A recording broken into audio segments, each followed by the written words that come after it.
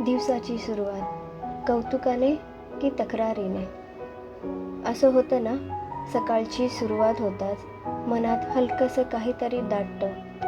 आजचा दिवस कसा जाईल याची भीती नाही, पण पहिलं वाक्य काय असेल याची थोडीशी धास्ती. तो उठतो, ती स्वयंपाकघरात असते आणि दिवस सुरू होतो.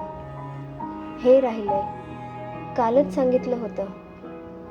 कदाचित दिवसाचा रंग पहिल्या शब्दातच ठरतो, असंही असू शकतं. दररोज ती ऐकत राहते, तो बोलत राहतो.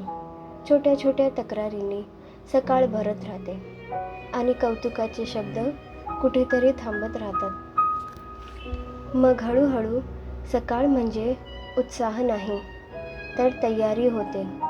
काहीतरी चुकतंय हे ऐकण्यासाठी. पण खरं सांगायचं तर दोघेही चुकीचे नसतात. त्याला अपेक्षा असतात, तिलाही थकवा असतो. तक्रार म्हणजे रागच असतो असं नाही, आणि कौतुक म्हणजे नाटकही नसतं. कधीकधी फक्त एवढंच असतं, आपण जवळ आहोत हे आठवण करून देणं. दिवस बदलण्यासाठी मोठं काही लागत नाही, फक्त पहिलं वाक्य बदलावं लागतं. नातं जपायचं असेल तर दिवसाची सुरुवात तक्रारीने नाही, आठवणीने कर.